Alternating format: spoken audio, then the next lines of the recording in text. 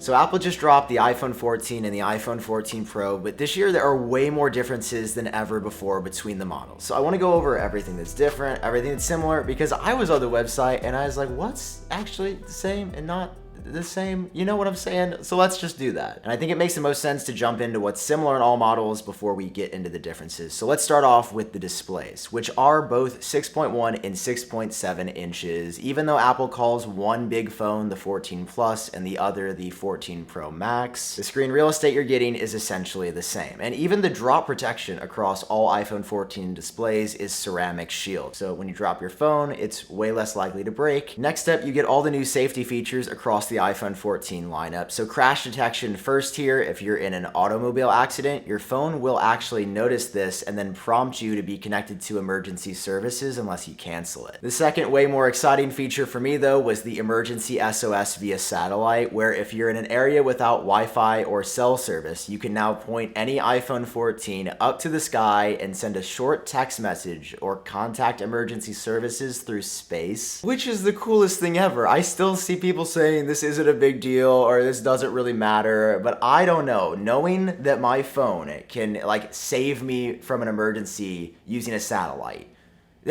it's amazing that no other phone does that right now. It's so cool, and that's on all the 14s. As for the camera systems, there are barely anything that's similar this year, although the front cameras are identical. They're 12 megapixels with autofocus for the first time ever. And fun features like the new action mode of stabilization, you are getting that on all the 14s too. The new photonic image for image processing is also on everything, as well as the video modes being the same quality. Although I have a theory that with the new 48 megapixel sensor on the Pro cameras, that the video is going to look a lot better on the Pros.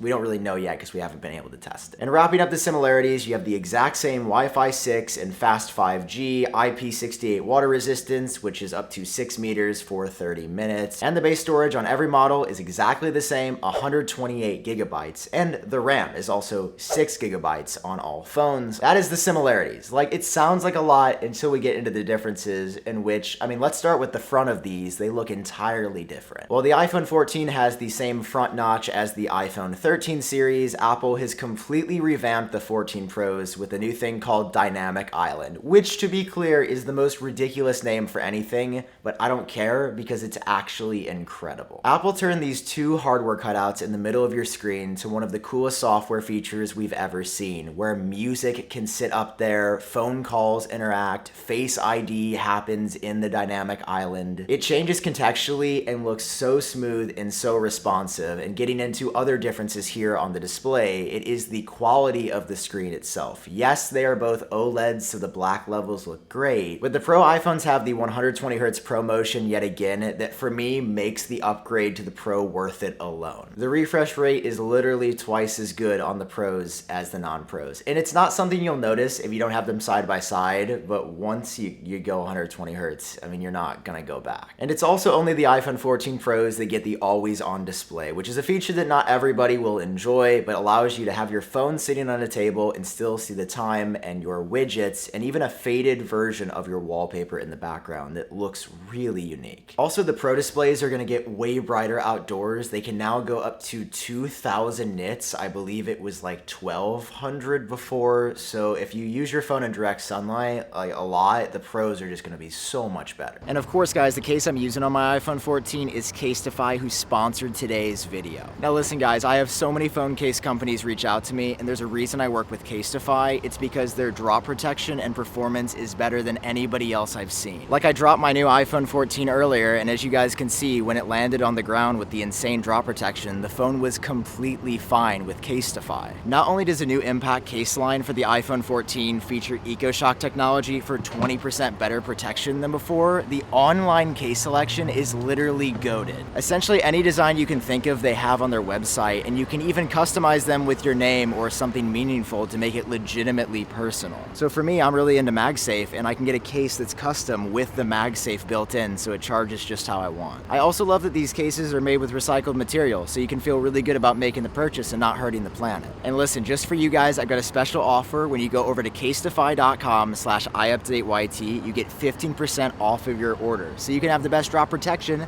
like me and not be worried about it. Alright, thanks to Casetify for sponsoring, now back to the video. Honestly though, it really is the cameras that make the differences between the 14 and 14 Pro the widest, because first of all, you're getting an extra lens on the Pros, which has been true for years now since they started this with the 11 Pro. And that lens is the telephoto 3x zoom, which allows you to get a ton of extra range that is just not possible on the standard 14s, but it's also the quality of the lenses this year and the sensor itself. I mean, on the main camera, it's 48 megapixels on the Pros versus 12 on the non-Pros. And from the images that Apple has showed us, it is just unfathomably good. It is the biggest upgrade for quality of photos ever on the iPhone, and like if you care about the cameras, the 48 megapixel sensor, it's just not, it's not comparable to the 12s. Like, you are gonna be able to really notice the difference. And even things like night mode portraits, the Apple ProRAW, which allows you to shoot in like the full resolution of the sensor on the Pros to get the raw image, which is a popular Pro camera feature. I mean, again,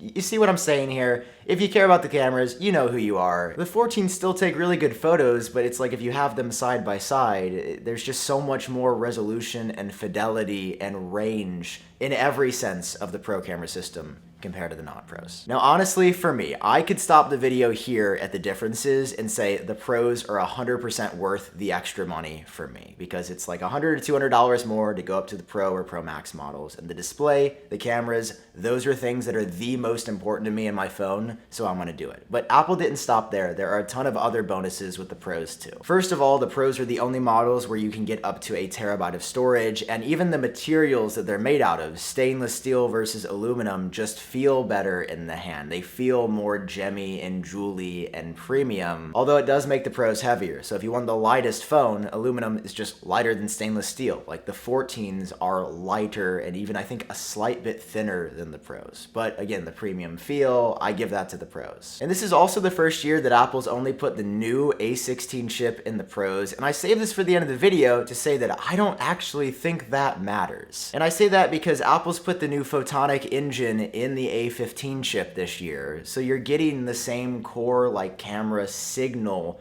processing, and I just don't think there's going to be a difference. Like, the A15 is so fast already, there is no reason you should just get the Pro for the new processor. I doubt you will notice any difference whatsoever. Now finally, let's talk about battery life, and I've saved this for the end because I don't really understand it, because it's weird this year. Like, it doesn't make any sense. Let me explain. On Apple's website and in the keynote, they have boasted that the iPhone 14 Max, the new 6.7-inch $899 model, has the best battery life in any iPhone ever. But when I looked into it, I noticed that that wasn't true for every use case scenario. For example, video playback, whether standard or streamed, was still a few hours behind the equivalent of the iPhone 14 Pro Max. But then for audio playback only, things flipped. You get 100 hours on the 14 Plus and 95 on the 14 Pro Max. Which sounds really weird. How does the 14 Pro Max have the best battery life in an iPhone for watching video, but only the 14 Plus has the best battery life for playing music? Apple hasn't said exactly why, but my only theory is due to the new display on the 14 Pros this year. It can go all the way down to 1 hertz if it's not in use. You see what I mean by saying there's more differences this year than ever before? Like, it's just not as straightforward as it used to be. But I also kind of like that if you are paying the $1,000 to get the Pros, like, you are getting a lot more than you were getting even just a year ago by spending that extra money. In conclusion though, I do want to share what phone I'm getting personally, and that is going to be the iPhone 14 Pro, just because I appreciate the new display, I appreciate the cameras, I appreciate the general longer battery life and the stainless steel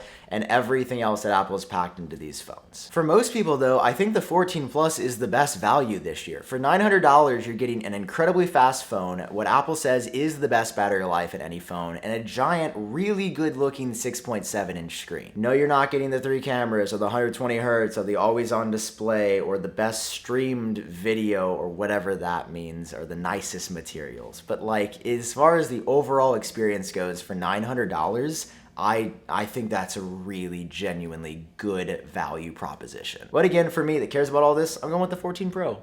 Also, I just thought I saw like a helicopter landing outside, but I'm clearly hallucinating from all the specs. So I'm gonna sign out. Thank you guys for watching. Love you so much. I've been Sam. Hope you're doing well. I'll catch you in the next one. Peace.